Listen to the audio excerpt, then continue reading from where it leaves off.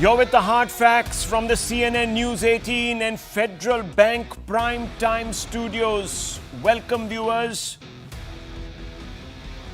Hindu pilgrims were butchered on Sunday in Riasi in the Pir Panjal range in Jammu. They were set upon by Islamist ghouls for no other reason than the fact that they worshipped another god. They didn't even spare toddlers who have no conception of identity. Over the next 2 days, these Pakistan-sponsored obscurantists who want to establish an Islamist caliphate in India struck again. Once again, the attacks were concentrated in Jammu. This time it wasn't civilians, but our security forces that were at the receiving end. Has there been even one civil society agitation against Islamist bigotry? No, not one, viewers, not one. Forget a protest, the left cabal hasn't even thought it important to tweet in support of the latest stab at genocide in Riasi. Remember, some of the venerable of this ecosystem were the first to tweet for Rafah in support of Palestinians in a war which is actually someone else's war. One wonders why Hindu lives don't seem to matter to this rent-a-cause coterie of leftist activists. But the left ecosystem is guilty of much more than criminal apathy. It has also trivialized terror. Yes, viewers, Farooq Abdullah, prominent India Bloc constituent and a favorite of the Congress High Command, has advocated for the resumption of peace talks with Pakistan. Can you believe it, viewers? The blood hasn't run dry, but this man wants to extend an olive branch, viewers, to Pakistan. Listen in. We still have problem with our neighbor. And the problem with neighbor will not be solved by military action. Unless we talk to our neighbors, we will not be able to solve the problem that we have here. Because these terrorists are coming over the border. Viewers, when America was bombed and we had the horrors of 9/11 to witness, George W. Bush didn't book a conference room and decide to have a long, protracted chat with the leadership of the Taliban. He sent in, viewers, the military. The Taliban was gone. Poof, it was finished. Abdullah's attempt at normalizing Islamist hate flowing from across the border with full patronage from Pakistan is actually, viewers, reprehensible. There is no other word for it. Does one conclude that Abdullah, for whatever reason, wants to legitimize the ongoing genocide against Hindus in Jammu and Kashmir? It's a fundamental question. Hate can never be appeased. It needs to be exterminated. The BJP has lashed out at the Congress ecosystem and its alliance partner. Listen in. Doctor Farooq Abdullah साहब को आतंकवादियों के प्रति जो वो सहानुभूति जता रहे हैं वो बंद करना चाहिए और आतंकवादियों के खिलाफ कड़ी कार्रवाई हो, इसका समर्थन करना चाहिए। जो देश लगातार हमारे बेगुनाह लोगों को का कत्ल कर रहा है, जो पाकिस्तान, जो आतंकवादी जम्मू कश्मीर में बेगुनाह लोगों को निशाना बना रहे हैं, छोटे छोटे बच्चों और महिलाओं को निशाना बना रहे हैं, ऐसे आतंकवादियों और ऐसे आतंकवादियों का समर्थन करने वाले पाकिस्तान से किसी प्रकार से कोई बातचीत नहीं होगी। सुरक्षा बल विपरीत परिस्थितियों में काम करके जीरो टॉलरेंस की नीति पर काम करते हैं।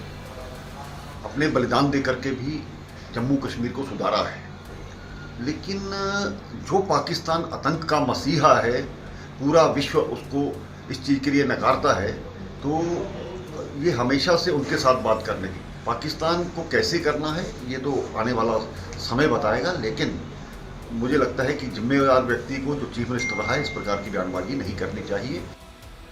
A few weeks ago, the Congress was itself advocating for the restoration of ties with Pakistan on the back of some bizarre pretext. This attempt to goad the NDA into holding talks with Pakistan is as curious as it is suspicious. What does the Congress ecosystem have to gain, viewers? Surely it hasn't got forgotten her previous attempts at reaching out to Pakistan by the Modi government led to dastardly consequences for India. Here's a quick reminder of the hard facts, and I always bring you these hard facts, viewers, so you can get closer to the truth, so you can sift fact from fiction. In 2014, India invited then Pakistan Prime Minister Nawaz Sharif for PM Modi's swearing-in ceremony in May 2014. A year later, Modi and Nawaz met in Ufa, if you remember, viewers, the sidelines of the SCO summit. In 2015, India EAM proposed a comprehensive bilateral dialogue in December, that is, 2015. What was the result, viewers? Pak-based Islamists launched an attack on India's Pathankot airbase on 2nd January 2016. In September of that year, Pakistan-based Islamists attacked an Indian Army camp in Uri. Here is hard fact 2. In 2018, viewers, Prime Minister Modi again spoke and wrote to Imran Khan on 30th July 2018, extending felicitations on winning the elections. Modi also proposed the resumption of a meaningful and constructive dialogue. 2018, Pakistan wrote back in September and proposed a meeting, viewers, a meeting of foreign ministers at the United Nations. India immediately accepted. What was the result? Within hours of India's acceptance, Pakistan-based Islamists brutally killed 3 police personnel in Jammu and Kashmir. In February 14, 2019, Pakistan-based Jaish-e-Mohammed attacked a convoy of Indian security forces in Pulwama. You know what happened after that. The third hard fact, viewers, again, Prime Minister Modi receives a telephone call from Pakistan Prime Minister on the 26th of May 2019, congratulating Modi on his second term. Modi stresses on the need to create trust and an environment free of terrorism to foster cooperation for peace, progress, prosperity. We were open, viewers. What was the result? Pakistan announced unilateral measures, including downgrading of diplomatic relations, suspension of bilateral trade, and the review of bilateral arrangements, which included suspending all bus and train services between India and Pakistan. Before I open this out for debate, I would like to point out that the centre itself appears paralyzed, viewers. Apart from a few platitudes from the MEA, there hasn't been a word from the NDA heavyweights signalling to Pakistan that there will be consequences for these 3 days of unimaginable horror. Why is it so, viewers, that we are so paralyzed? Is it because we lack options? Are there no options? Or has, viewers, Pakistan decided that the red line that India drew through cross-border action is no longer maintainable? Let's open this up. Let's ask some honest questions, viewers, tonight. I want to first begin with Tehseen Poonawalla.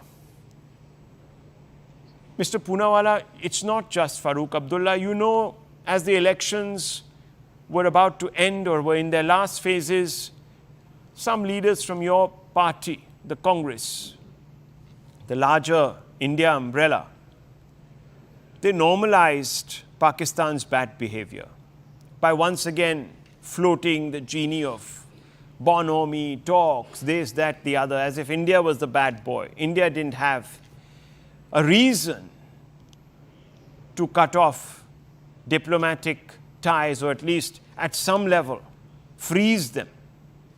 Why is this, sir? What is the Congress ecosystem hoping to gain from talks? Can you explain? Rahul, thank you for having me on the show. I don't understand. What is this? I mean, I've been now on this show for many years. What is this ecosystem business? 10 years, Prime Minister Modi has been Prime Minister. Another 5 years, he'll be Prime Minister.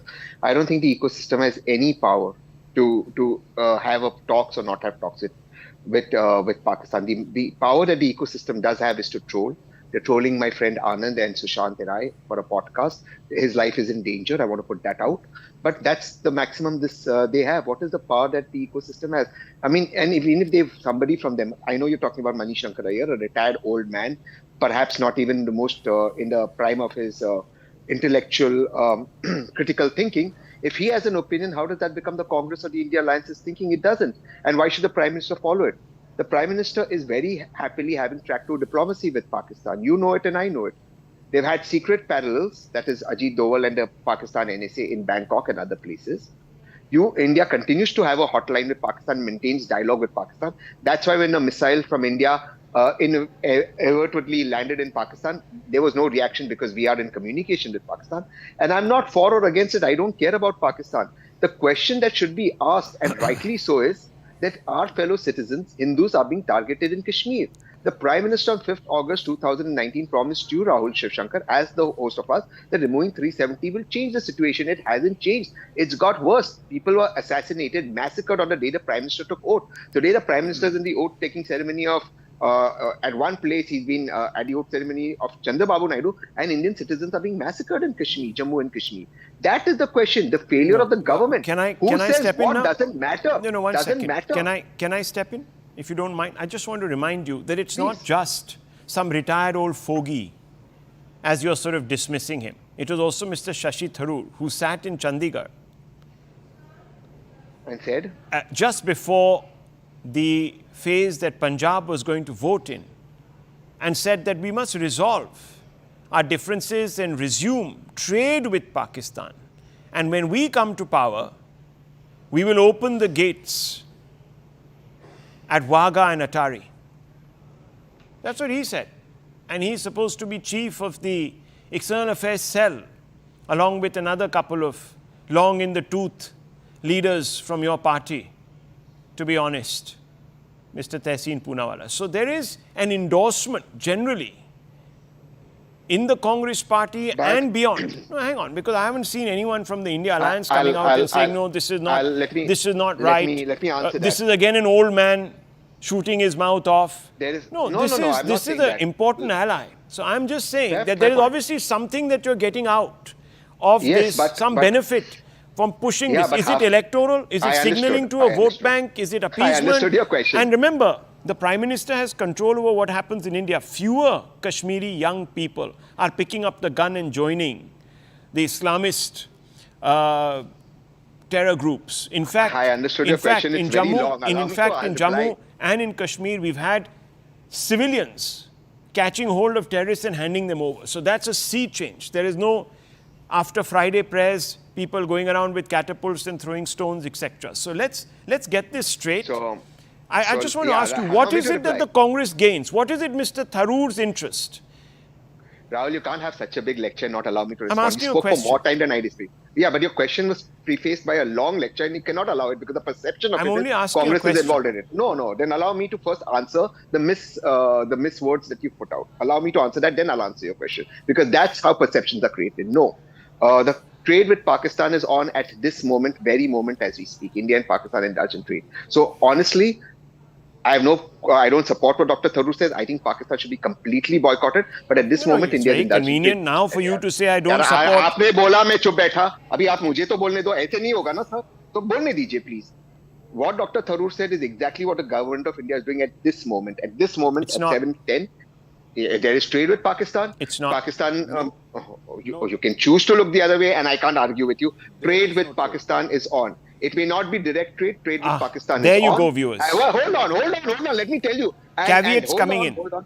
No, there are no caveats. There are certain steel companies whose owners are friends with the Prime Minister who are continuing to do business with Pakistan as of this moment. Let's set this aside. You know that. Now let's go to the second part. Hang on. I can't listen. I can't have a conversation. We can have a conversation if you allow me to speak. Now let's go to the larger issue out here. The larger issue out here is the government of India does not have a policy with regards to Pakistan. That, unfortunately, is the reality. I am grateful that the Kashmir seems to have normalized. People don't want to take weapons, and that's good. But there are killings happening. Our fellow citizens are being killed, and the government is caught let me like tell a you, deer in the headlights. we'll address that issue. But neatly, the blame is constantly parked at the door of the Prime Minister's office. Fair enough. He is in power. He needs to be asked questions. We'll ask those questions of our interlocutors here. But remember, viewers, no civil rights protests. The same cabal of people were tweeting for Rafah, not one for Riyasi. Why, viewers? Why? Is it because some of these people are paid influencers? It's about time we ask these questions very honestly.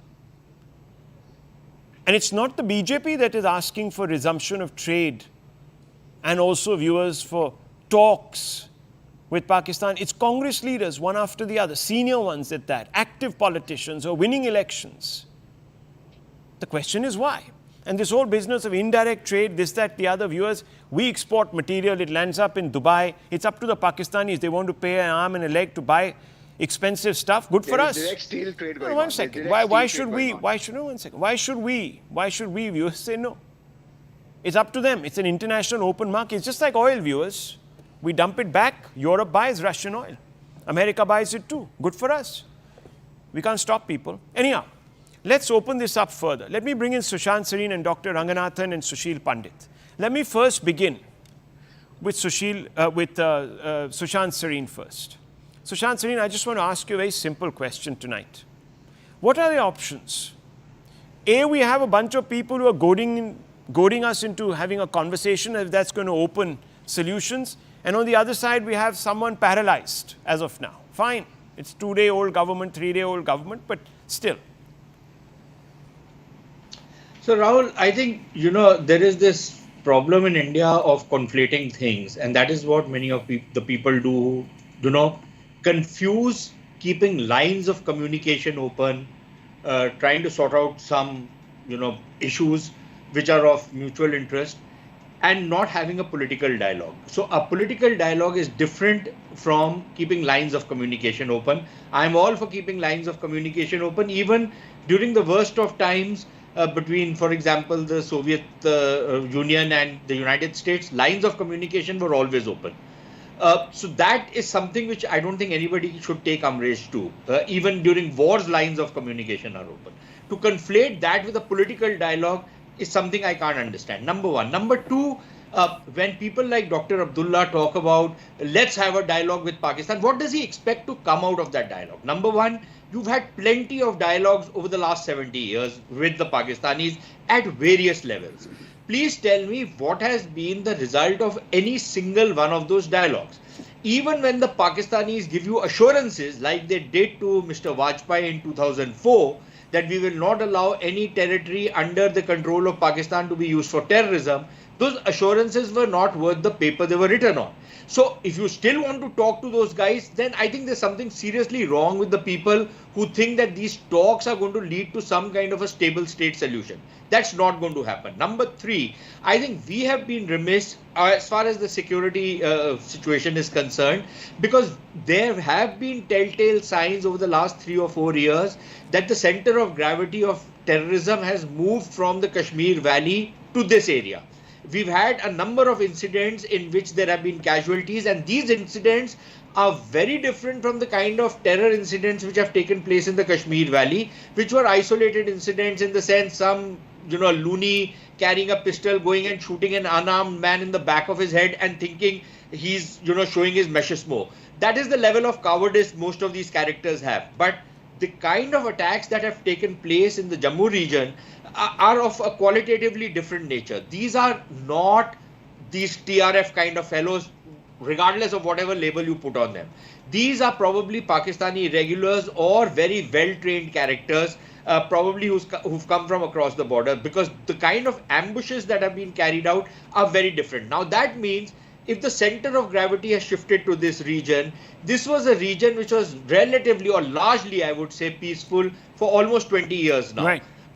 And if you have seen an uptick, that should have sent alarm bells ringing, and the kind of military preparations that are being done now over the last couple of months should have been done about a couple of years back. Okay. Because you should have sensed what is happening. And just one last point, people like us have been expecting that something like this will happen. One, this is a challenge which is being thrown to the Modi government to check what its resolve is going to be now that they don't have the same mandate that they had in the last election. So if you have a coalition government, what are the kind of actions and what are the kind of responses you are going to show? This is a kind of a challenge which has been flung in the face of the Modi government 3.0. That's an interesting one. So and the last point, Rahul, please allow this. it's been our assumption, and that's not entirely wrong, that the Pakistanis are down and out. They are in a hole that they have dug for themselves on the economy, terrorism on the Western Front, etc. Right. That we've taken a position that to hell with these guys. Okay. They are trying to show to us that we are very much in the fray. Okay, Don't that you try to can't. take us- Fair We enough. are- We're there. We're irritants. We're a thorn in your flesh. We're not going to disappear. Okay, let me bring in Dr. Ranganathan. Eyes on Rafah, not Riasi. Dr. Ranganathan, for a large number of, as I said, renter cause types. But there has even been, I'm sorry to say, no Israeli-like determination to punish on display from our own government. Let's be honest. Good evening, Rahul, and good evening to my fellow panelists. I have a couple of things to say. I think the fact that Riasi happened, and not just the instance of the terror act, but the fact that the terrorists climbed down the gorge and fired at the bus wreck again and killed more, killed 2-year-old T2 Sahani. What was his crime, other than the fact that he was Hindu? And all those apologists who otherwise condemn any incidents and give it religious color and fervor are not talking about the identity either of the terrorists or of the victims. You can see it as clear as day. Whereas in any other act where the religious denomination that they favor, unfortunately, is the victim, they are the first ones to actually disclose the identity both of the victim and the perpetrator. So let us not entirely blame Pakistan.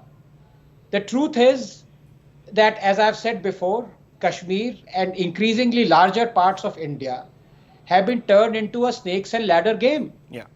The ladders are provided by Pakistan, all right. Yes, indeed they are. But the snakes are Indians. And I say Indian, but I wonder if these people think of themselves as Indians, Rahul. Their first allegiance, to be honest, is to religion, second to Pakistan, third to China, and fourth to dynasty. Fact is that after the Modi government abrogated Article 370, these terror apologists have been itching to foment trouble, even asking China to intervene since the abrogation. There has been an 87% decline in stone pelting incidents, 80% decline in terror incidents from 2018 to 2023, 228 to 43 if I'm not wrong, 40% decline in youth joining terror organizations, but 48% increase in ceasefire violations by Pakistan. These guys are desperate. But none from other side are speaking out. They want to have a resumption of talks with Pakistan. Resumption of talks with Pakistan is akin to gifting them a sword and lowering your head. I'm surprised, and Tehseen is right there, because you gave the hard facts that we are still having tiny bit of imports and exports with Pakistan. It should be zero. Why are we still importing from Pakistan? Why are we still exporting to Pakistan? Pakistan knows only one thing. It's insignificant. It doesn't matter. Doctor, No, it's it doesn't matter. insignificant. I mean, it's really nothing even on paper. It's point some percent. It's anyhow. Yes. That's, Yes. As far as I'm concerned, it should be zero. But I just want to end by telling you that the fault is not of Pakistan. Pakistan is a terror state. What else do you expect it to do but foment terror and export it? Yeah. The problem is on our side. Why aren't we discussing this? Well, and we I'll tell won't. you. Let me quote Farooq Abdullah to end. Quote: they want to abolish 370 and we'll remain silent. Inshallah, we will fight. We dare them. Allah would want that we gain independence from India. This is Farooq Abdullah's statement verbatim. Well, Are you still viewers, going to blame Pakistan? Let me ask prominent Kashmiri activist Sushil Pandit, where is the Congress and Abdullah coming from? What do they hope to gain by once again resuming dialogue with Pakistan? Or is this all aimed at some upcoming election? Should we even have them, I wonder? Hello, Rahul. Thank you for having me on the show. Is this really a serious question? Isn't this been their track record? How does it surprise anyone? I remember even in the face of 2008 Mumbai attacks, Mani Shankar Iyer came out with this line, we must have uninterruptible and uninterrupted dialogue with Pakistan. I mean, it's a crying shame. Faces and names may change from time to time, but the line, the ideological line, the worldview is intact. Now, what Pakistan are we talking about? You were discussing about trade, you highlighted the diplomatic relations. We do not have each other's ambassadors or high commissioners in Pakistan and India. Is it because India broke off those relations? No. Pakistan broke them off. Why? Because it is committed to jihad against India in Kashmir. Pakistan broke off trade relations, not India. They refused to take even life-saving drugs from us.